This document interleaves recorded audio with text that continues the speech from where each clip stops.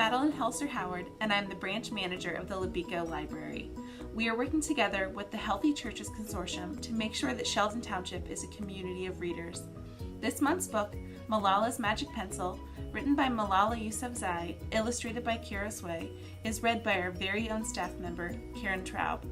Malala is the youngest Nobel Peace Prize laureate, and this book is about the magic of education.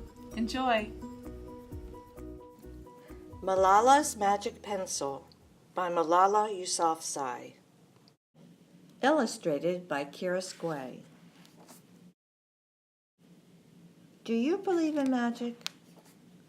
When I was younger, I used to watch a TV show about a boy who had a magic pencil. If he was hungry, he drew a bowl of curry and it appeared. If he and his friends were in danger, he drew a police officer. The boy was a little hero, always protecting people who needed help. How I wanted a magic pencil, too. If I had a magic pencil, I would use it to put a lock on my door so my brothers couldn't bother me. Stop time so I could sleep an extra hour every morning. And erase the smell of the trash dump near our house. And I would use it to make other people happy.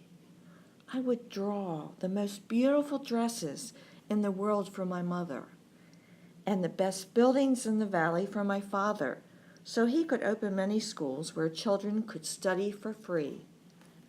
A proper ball, so my brothers and I no longer had to play with an old sock stuffed with rubbish.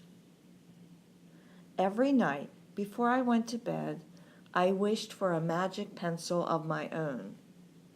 And every morning I would wake up and check my cupboard, but the magic pencil was never there.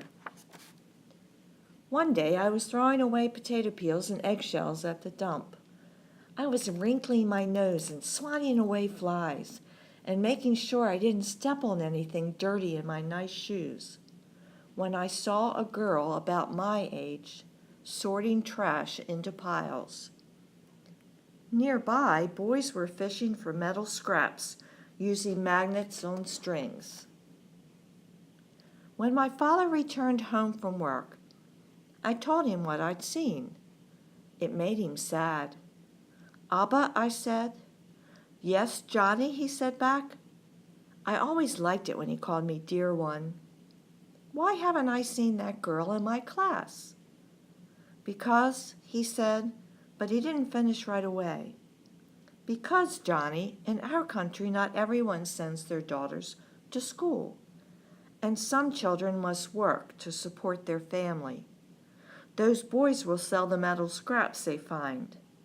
If they went to school, their families would go hungry." School was my favorite place, but I had never considered myself lucky to be able to go. My father had always said, "Malala will live free as a bird." Now I wondered how free I'd truly be. That night, I thought about the families who didn't have enough food, and the girl who couldn't go to school, and even about how when I was older, I would be expected to cook and clean for my brothers, because where I came from, many girls weren't allowed to become what they dreamed of. I knew then that if I had the magic pencil, I would use it to draw a better world, a peaceful world.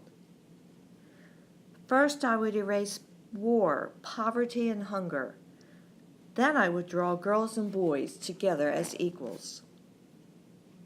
Over the next few years, instead of wishing for a magic pencil every night, I worked hard in school every day. I wanted to be one of the top students in my class. But soon, powerful and dangerous men declared that girls were forbidden from attending school. They walked the streets of our city now. They carried weapons. One by one, the girls stopped coming to school.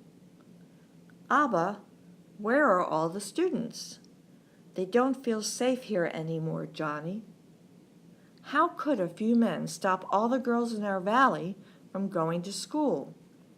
If more people knew what was happening to us, I thought, they might help. Wishing wasn't enough. Someone needed to speak out. Why not me? I wrote about what it felt like to be scared to walk to school and how some of my friends had moved away because of the threat they faced in our city. I wrote about how much I loved school and how proud I was of my uniform. Once I started writing, I didn't stop. I wrote speeches and I traveled around my country sharing my story. I even talked to a reporter from a famous international newspaper. People actually wanted to learn about my life. I spoke for all the girls in my valley who couldn't speak for themselves. My voice became so powerful that the dangerous men tried to silence me, but they failed.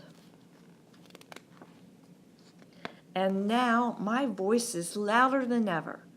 Louder because people have joined me, and together we make a chorus, standing up for what we believe.